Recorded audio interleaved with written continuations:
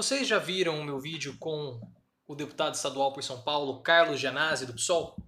Eu entrevistei o deputado na semana retrasada, o vídeo foi ao ar na quarta-feira passada, eu vou deixar o link aqui na descrição. É muito importante que você entre, clique nesse link, veja o vídeo, você já vai me ajudar muito só de clicar no link. Porque hoje eu já enviei e-mails para outros deputados, para outros políticos, tentando trazê-los aqui para o canal para fazer entrevistas. Então, se esse vídeo tiver uma boa repercussão, é claro que fica mais chamativo, o canal mostra que tem mais repercussão, e aí os deputados e políticos eles têm um interesse maior em fazer parte aqui, vir e conceder entrevistas para o canal. Então, se você gosta dessas entrevistas, clique no link que você vai me ajudar muito nesse convencimento de políticos a fazerem parte, a virem aqui e darem entrevistas para o canal.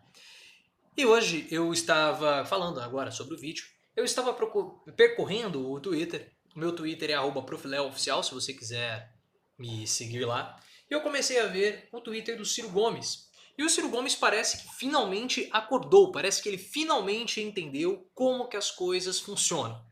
É claro que ele ainda está engatinhando, não vou dizer engatinhando, mas ele está aprendendo a andar, começa a andar igual uma criança que começa a andar. Ele dá 2 passos, acaba caindo, mas ele já está percebendo como as coisas funcionam. Porque nesses últimos dias, o Ciro Gomes de fato declarou guerra ao governo Bolsonaro. E ele aprendeu como que ele tem que fazer para declarar essa guerra e para ser viável para 2022. Ciro Gomes ele já é um pré-candidato para 22. E ele é alguém que tem chances. Poucas, muito pequenas, mas ele tem uma chance. Tanto que o Democratas enxerga Ciro Gomes, juntamente com Luciano Huck, o único candidato possível de antagonizar com o candidato de Lula, no caso o candidato do PT, e antagonizar com Bolsonaro. Por isso que existe até mesmo a possibilidade de Rodrigo Maia ser o candidato a vice-presidente do Ciro Gomes. Isso significa que ele tem uma chance. Mas Ciro Gomes, durante todo o ano passado, esteve muito aquém das redes sociais. E ele precisava ter uma inserção muito maior na rede social. Se o Ciro Gomes ele quer ser o candidato da nova esquerda, ou um candidato do centro, ou um candidato dos mais jovens, ele precisa estar onde o jovem está. E o jovem hoje está na internet. A política hoje ela é feita nas redes sociais, não adianta. Antes das eleições de 2018, eu havia lido uma reportagem dizendo que as eleições de 2022 seriam decididas pela internet. Até 2018, 2020, a televisão teria um papel mais preponderante do que as redes sociais, do que a internet. Mas isso mudou e mudou já em 2018. Nós temos que lembrar que Bolsonaro venceu com uma boa estratégia de comunicação nas redes sociais, utilizando grupos de WhatsApp, utilizando o Facebook, influenciadores digitais, o YouTube, o Twitter, divulgando informações, divulgando propaganda. Então, o Bolsonaro soube usar muito bem a internet. E o Ciro Gomes, ele ainda não sabe.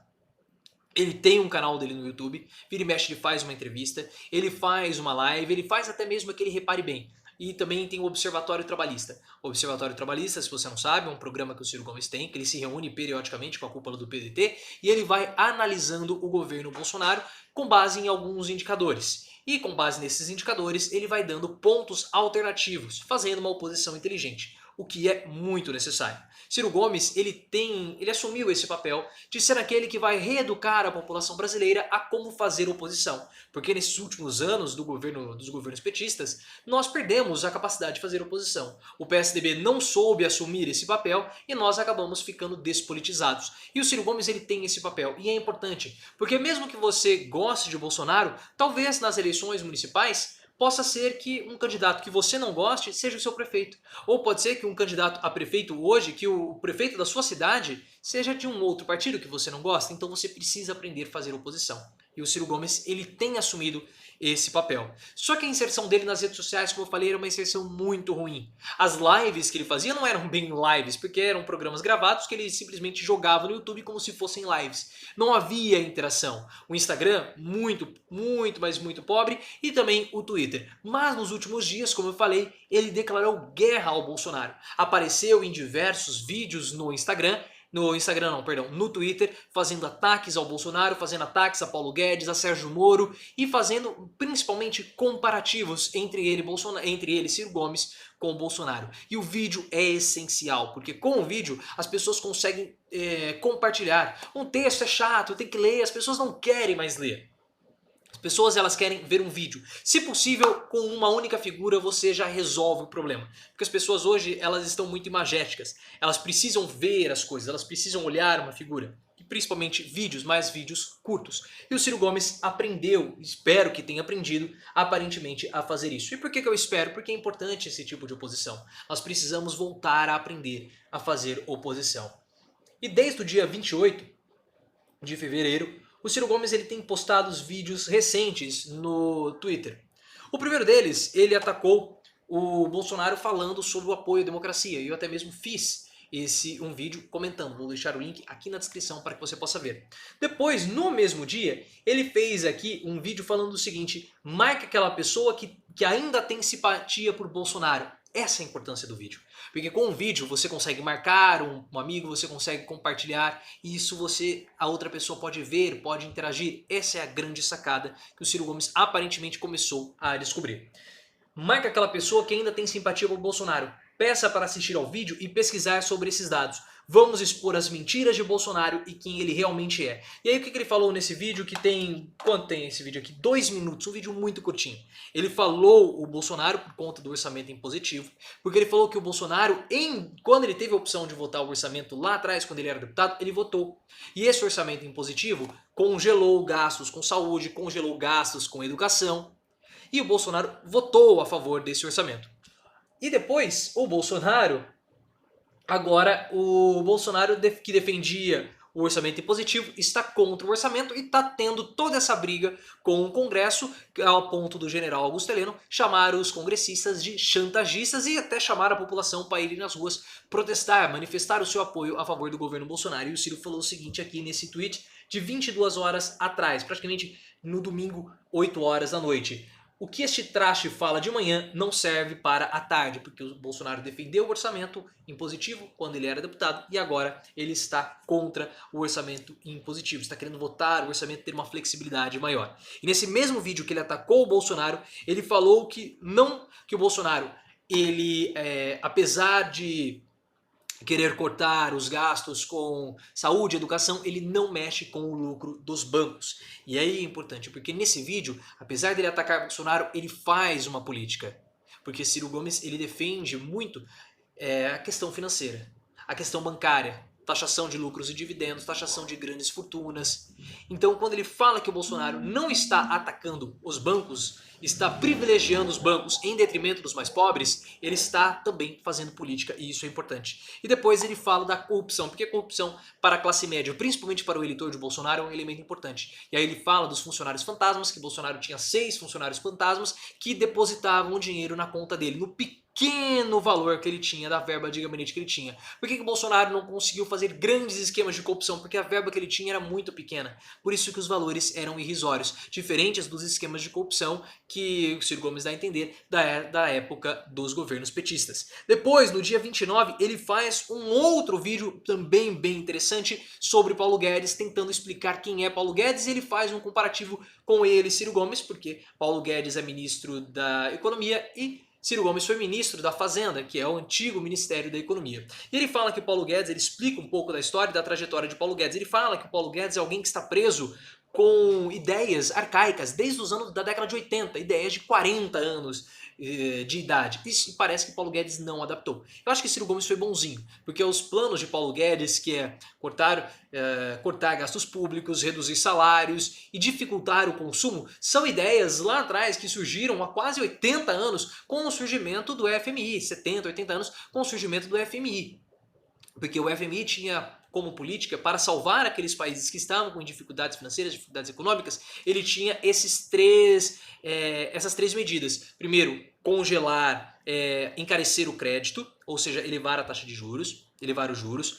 reduzir os salários e cortar os gastos públicos, porque aí a economia ela dava uma parada, você reduzia o consumo e assim controlava a inflação. É uma ideia muito primitiva, uma ideia muito arcaica, desde lá da fundação do FMI, 1900, final da Segunda Guerra, 1945, 1950. Uma ideia extremamente ultrapassada que Paulo Guedes continua adotando. E depois ele fala o seguinte, ele comparou ele fala que o Paulo Guedes ele queria utilizar, ele quer ter a austeridade, mas é uma austeridade muito tacanha. Porque ele, Ciro Gomes, na época que ele era ministro, ele tinha 6 secretários, que são chamados de vice-ministros. Tinha 5 secretários, que eram chamados de vice-ministros. E agora, Paulo Guedes tem 21 vice-ministros. Que coisa, né? Como assim? Como ele está cortando gastos, sendo que ele está aumentando a sua equipe? Isso não faz nenhum sentido. E por fim, também tem aqui outro ponto interessante, porque ele fala que o Paulo Guedes ele tem nojo dos pobres. Essa foi uma fala muito pesada. Paulo Guedes tem nojo dos mais pobres e nós já sabemos disso.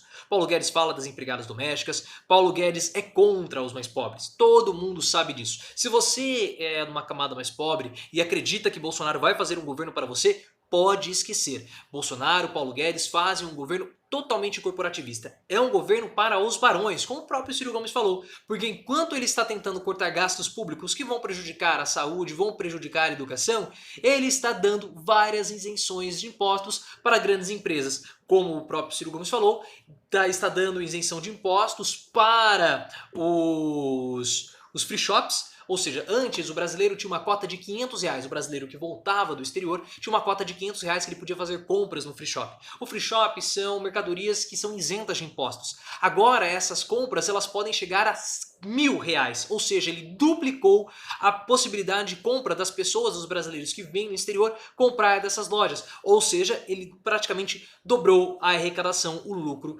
dessas lojas. E quanto que elas vão pagar para o Brasil de imposto? Praticamente nada. Zero imposto porque são produtos não tarifários. E ele dá outros exemplos, as locadoras de carros, que enquanto Paulo Guedes faz uma política muito austera que prejudica os mais pobres, ele governa para as grandes empresas, ele governa para os grandes barões, dando isenções de impostos. Ou seja, nós temos que ser austeros com os pobres, mas podemos promover uma bonança para os mais ricos. E para finalizar, Ciro Gomes ataca o terceiro elemento do governo Bolsonaro, que é Sérgio Moro. Ele volta a falar sobre a polícia do Ceará, ele fala do salário, ele fala da preparação do treinamento do policial no Ceará, ele fala que é o melhor treinamento, que é a polícia que tem a melhor estrutura do país, e fala dos salários. E no final ele acaba dizendo, aqui em um post no Twitter, que é um post do dia de hoje mesmo, segunda-feira, dia 2/3, dizendo o seguinte: todo mundo viu capanga de miliciano, seu papel feio e covarde no motim no Ceará. Então ele está utilizando novamente